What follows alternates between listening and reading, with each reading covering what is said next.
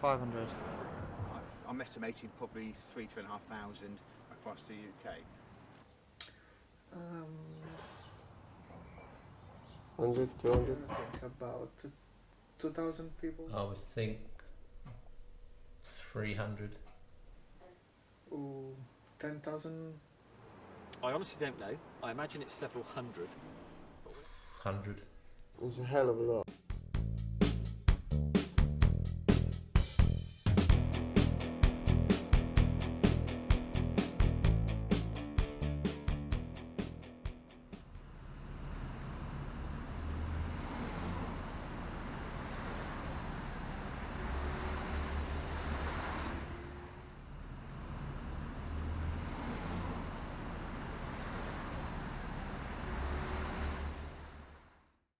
I was going to my course at university. It was evening, daylight still, 6 o'clock, and the taxi decided at a junction not to look for bikes but look for fares.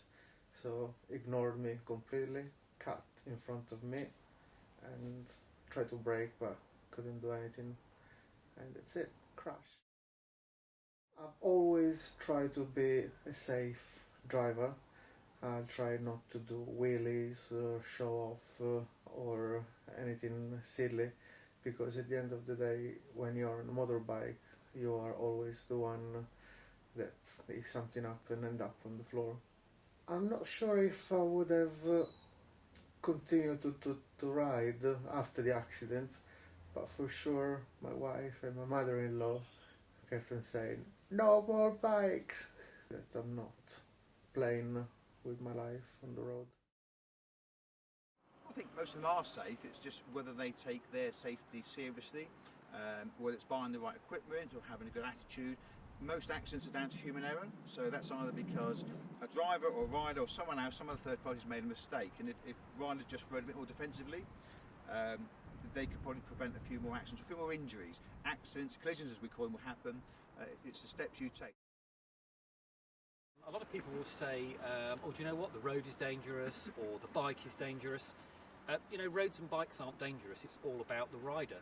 To ride, it took me probably a couple of hours on my mate's little 125 and 4 hours, 5 hours of training doing my CBT and test. If everyone rode bikes, I think the roads would be a lot safer themselves. There'd be a lot less accident. We've seen lots of collisions over the years where it's all gone horribly wrong, and there's two things that really stand out for me where people do get it horribly wrong: going round corners, Yep. and getting the corners completely messed up, and then leaving the road, and overtaking. You know, if you can go round corners well as a rider and pick your overtakes safely, you will be, by definition, a much safer rider, because those are the two core elements where people really do get it wrong. But then you have to ask, have they ever had any training to do so? A lot of people just get on a motorbike, ride down the road, it's great fun, they go very, very quickly, especially the more powerful ones, and they just don't have any idea about how to get there. In the days I was riding, there wasn't as many cars or vehicles on the road as there are today. Plus, the bikes and cars weren't as fast in those days, and you know, it's a different world now. But you can only buy levels of protection. This only helps if I crash. What I don't want to do is crash in the first place, and that's down to the attitude I take on the road. I mean, a good example is I ride a big marked police bike with flashing lights and a yellow jacket. People still do silly things in front of me. They still pull out, they still cut me up, but it's my training that makes me realise that's going to happen, anticipate it, and take preventative action. My experience on my bike was about 2 years ago. I finally arranged myself a date, so I decided to go up there. On my way back, I fell off and ended up getting like 7 stitches in my knee. I had a flat tyre in my wheel, so when I was turning the corner it wouldn't steer, so I had to jump off. I've written off a few bikes in my time, so I think I've had about 8 bikes. No, I don't think any accident ever will affect me. I'll keep riding. So with a combined experience of nearly 60 years on the road, I suppose, in traffic policing, we've seen everything, and you know, we can tell lots of stories about really bad bike accidents. The main thing I look at is looking at accidents which are avoidable, where if someone had seen something happen and taken some preventative action, they could have saved basically their life or saved serious injury. We're not there to blame people, we're there to give an account as to why something happened. So if we look at an accident, we wind the clock back and we see, well, actually, had someone seen a road sign or seen a car or just taken notice of what was happening in front of them, was clearly signposted. You always get people pull out on you and they use the excuse that I couldn't see you. I'm wearing high vis and I've had people pull out on me and they've gone, oh, I didn't see you. In bright high vis. My beams on that and it's an excuse.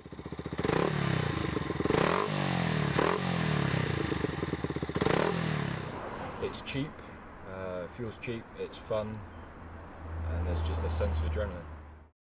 Obviously I prefer driving a car now because it's a more convenient and comfortable way of driving, but I did like the motorbike at the time.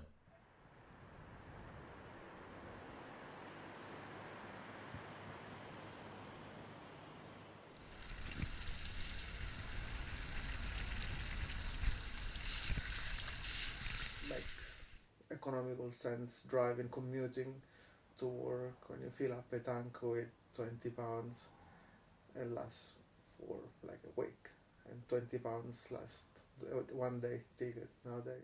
Those who ride bikes understand it's a passion, you enjoy the freedom, you enjoy the sensation of it, so to get paid to do it's not a bad job for me. How many car drivers do you see pull up in a car park and start a conversation with each other about cars? It's very rare, but bikers do it all the time.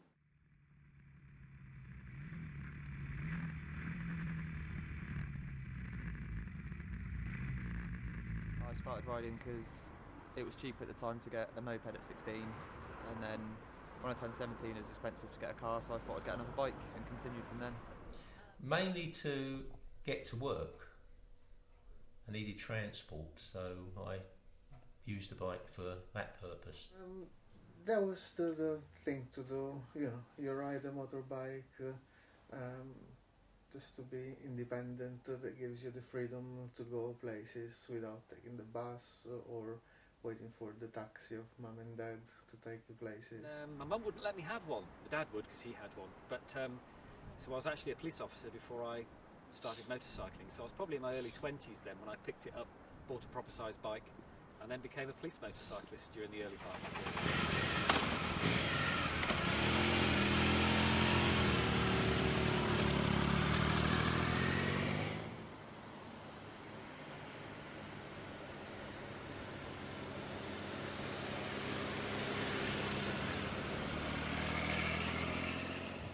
Coming up on a bend or another stretch of road or something, you see motorcyclists overreact or they go too fast into a hazard and then they panic and they lose control of the bike and the bike crashes. So it's a single vehicle. So a lot of motorcycle accidents involve no one else but the ride.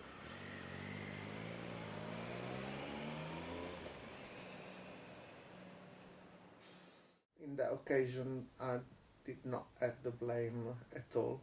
I was doing less, if not about 30 miles an hour in a city environment, and the guy just did not see me at all until I crashed into it. New riders, firstly, buy the best kit you can. I get really, and if you take people who ride mopeds, maybe for commuting, everyone thinks it won't happen to them. Everyone thinks that I'm only going down the road, I don't need to dress properly. If anybody's going to ride a motorbike, I think they've got to make sure they are sensible and careful, because a lot of times people are not aware of bikes, or they sort of sit behind cars and you don't see them as well as you should do. So it's a question of them being very careful on the roads. They just want to get on the road and get on with it. A lot of them are commuters, some start on small motorbikes, and it does seem to be that buy small motorbike, cheap thermoplastic helmet, a jacket and jeans, and away you go. If the person is sensible, I think motorcycling is still a great idea.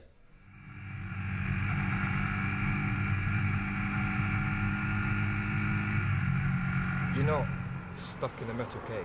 You actually feel the wind in your face, and I don't know, it's just, you feel a lot more free than being in a car. Freedom, definitely the freedom. Just going out with a load of mates on bikes and sunshine, it's good. I ride because it's fun and I enjoy it.